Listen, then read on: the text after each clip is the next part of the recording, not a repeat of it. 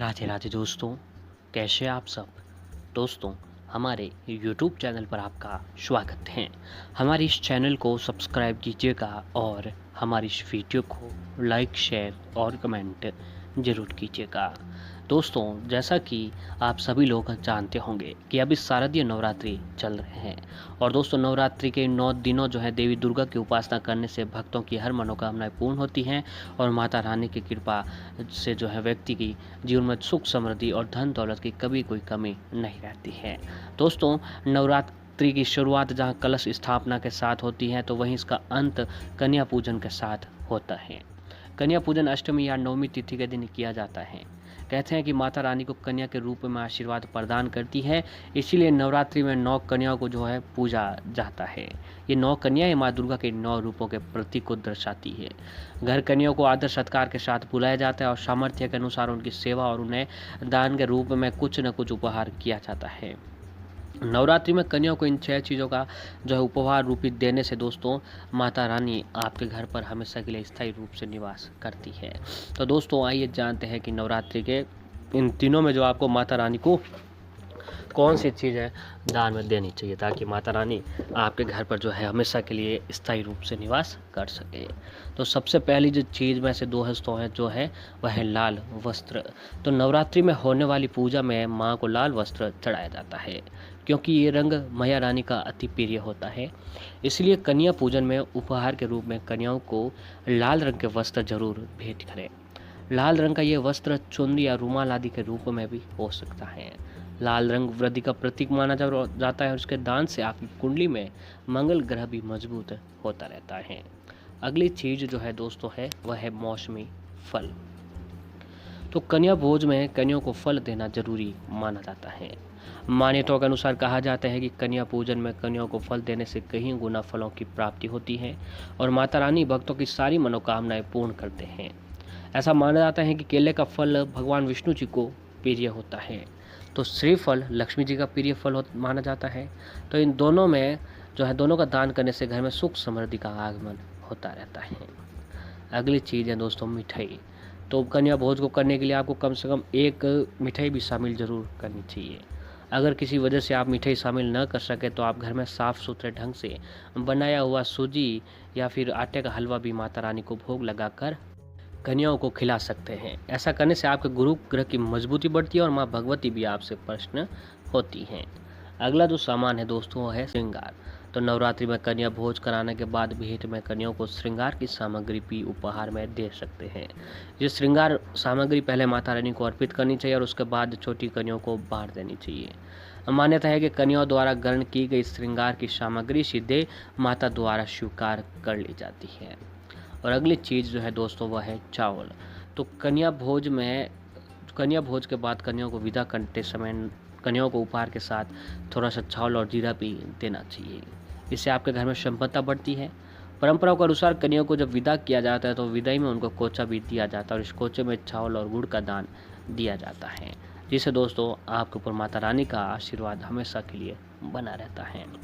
जो अगली चीज़ है वह दोस्तों है धन यानी पैसे। कन्या पूजन में कन्याओं को दक्षिणा के रूप में रुपए पैसे जरूर देने चाहिए और कन्याओं को दक्षिणा के रूप में धन देने से घर में धन धान्य के भंडार भरे रहते हैं। घर में धन का आगमन होता है और अपने सामर्थ्य के अनुसार कन्याओं को 11, 21 या फिर 51 रुपये दे देने चाहिए ताकि दोस्तों माता रानी की कृपा आपके ऊपर सदैव बनी रहती है। और अगली चीज़ जो है कि दोस्तों देवी दुर्गा जी की मूर्ति। जी हाँ दोस्तों, नवरात्रि में कन्या पूजन के लिए घर आई कन्याओं को देवी दुर्गा की मूर्ति उपहार के रूप में आप दे सकते हैं।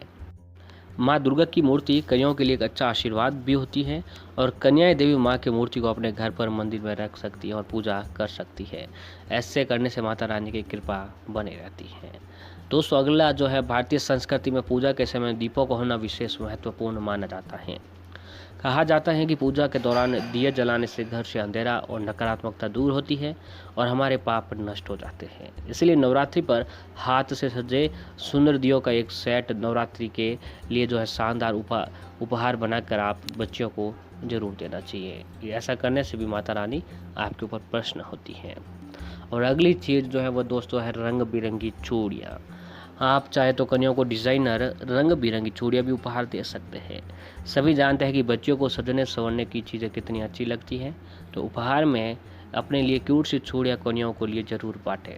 ऐसा करने से माता रानी ज़रूर प्रसन्न होती हैं।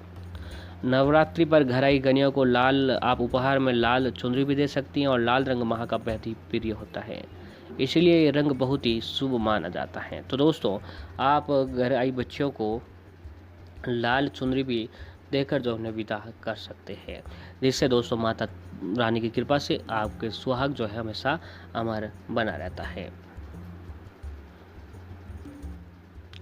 अगली चीज़ है दोस्तों पढ़ने की चीज़ें है। तो कन्याएं जो है दोस्तों छठी बच्चियां होती हैं जो पढ़ाई लिखाई करती हुई होती है, तो आप शिक्षा से जुड़ी सामग्री भी प्रदान कर सकते हैं। इनमें पेन, पेंसिल, शार्पनर, रबर और कॉपी किताबें शामिल करें। ये सामग्री कन्याओं के लिए काफ़ी लाभदायक मानी जाती है। अगला जो है दोस्तों खिलौने। तो कन्याओं को खिलौने का भी शौक होता है, इसलिए उन्हें खिलौने देना काफ़ी शुभ माना जाता है। बच्चों को डॉल देना भी काफ़ी अच्छा माना जाता है। और अगली चीज़ है वो दो है तो फल। तो नवरात्रि में कन्याओं को फल देना काफ़ी शुभ माना जाता है। कन्याओं को कम से कम एक मौसमी फल अवश्य ही देना चाहिए। केला या नारियल देना सबसे अच्छा महत्व होता है, और कन्याओं को ये फल देने से आपके घर में सुख, समृद्धि और धन दौलत की जो है कभी कमी नहीं रहती है। अगली चीज़ है कि दोस्तों कन्याओं को भोजन कराने के बाद विदा करते समय नारियल का टुकड़ा देकर उन्हें विदा करना चाहिए। नारियल को श्रीफल माना जाता है, यानी इसका संबंध सीधे माँ लक्ष्मी जी से होता है, और कन्याओं को नारियल देने से ऐसा माना जाता है कि माँ भवानी आपको सुख, समृद्धि और धनवान होने का आशीर्वाद देती है, और आपके घर में धन की कभी कमी नहीं रहती है। और अगला है कि दोस्तों आप जो है कन्याओं को चावल देकर विदा करने की परंपरा वर्षों से चली आ रही है। जब आप शादी के बाद अपनी बेटी को विदा करते हैं तो उन्हें आंचल में जो है अक्षत डालकर उसे विदा किया जाता है। इसे कुछ स्थानों पर कोचा भरना भी कहा जाता है। मान्यता है कि नवरात्र में भी कन्याओं को चावल देकर विदा करना चाहिए। इससे आपके घर में धन धान्य की वृद्धि होती है, और चावल के साथ जीरा देना चाहिए, काफ़ी शुभ माना जाता है।